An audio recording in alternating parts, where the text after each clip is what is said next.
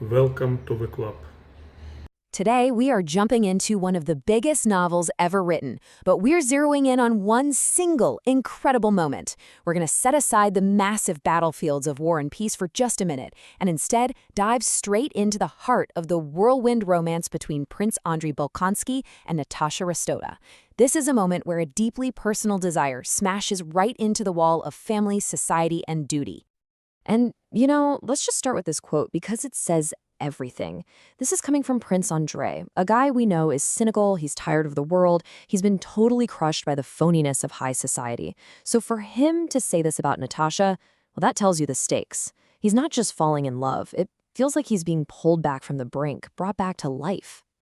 All right, so our story starts at a fancy party in St. Petersburg, right in the thick of that society Andrei can't stand. And the person who's watching all this unfold is Pierre. He's the kind, sort of clumsy, but really observant friend to both Andrei and Natasha's family, and he is about to see something that just completely blows his mind. Okay, look at this contrast, because this is what Pierre sees. Before Andrei talks to her, Natasha is kind of withdrawn, almost invisible, just another face in the crowd. But the second he speaks to her, it's like a switch is flipped. She just lights up from the inside. Tolstoy makes it clear, it's not about her becoming prettier. It's about her true, authentic self bursting out. It's like a chemical reaction.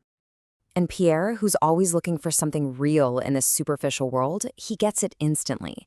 He sees that this is way more than just some polite party small talk. He can feel the energy, that unspoken connection between two people who've just found something genuine in a room full of fakes. So later that night, Andrei actually hunts Pierre down.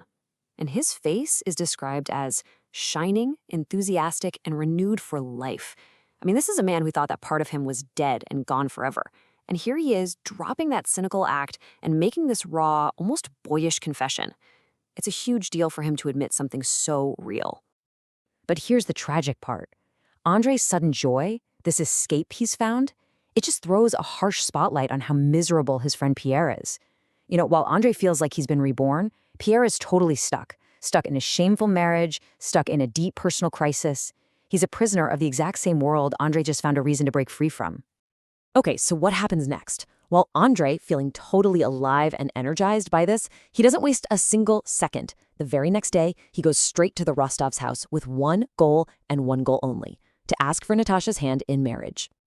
But before he can do that, he has to get through his father, the old Prince Bolkonsky. And his dad isn't just a difficult parent, he is the living embodiment of the old, rigid, patriarchal order. His reaction is just chilling. That internal malice, that rage, it's aimed right at this disruptive, beautiful thing called individual love, because it threatens his perfectly controlled little world. So the old man, he's clever. He doesn't just say no. He lays out a price. He uses all these weapons, duty, responsibility, health, to try and crush this purely personal desire. It's a trap. He is basically betting that after a full year of separation and cold, hard reality, this passionate little flame will just burn right out. And here's the absolute kicker. Andrei agrees. He accepts the terms.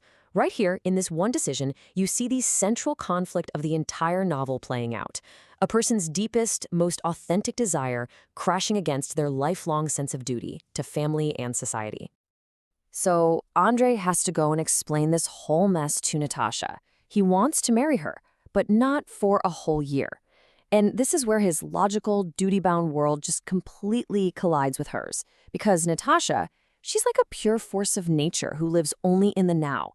And for her, waiting a year, it just doesn't compute.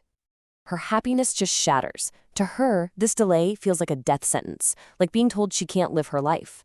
And that's the fundamental disconnect between them, isn't it? Andrei, the man of reason, he understands the logic. But Natasha, who is pure feeling, she only understands the pain.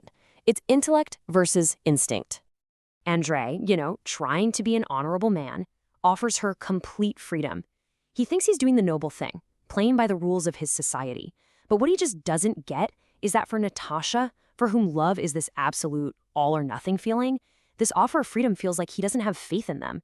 His logic completely misses her emotional reality. And then you get this incredible moment of foreshadowing. Andrei tells Natasha that if she's ever in trouble, she has to go to Pierre. Now, why Pierre? Because Pierre, with all his faults, operates from the heart. He exists outside of those rigid social codes that Andrei lives by. Andrei sees that genuine goodness in him, and he's basically setting the stage for a dramatic turn that's going to affect all three of them.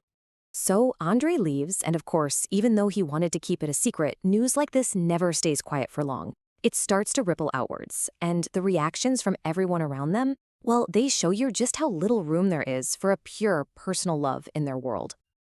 Just look at this breakdown.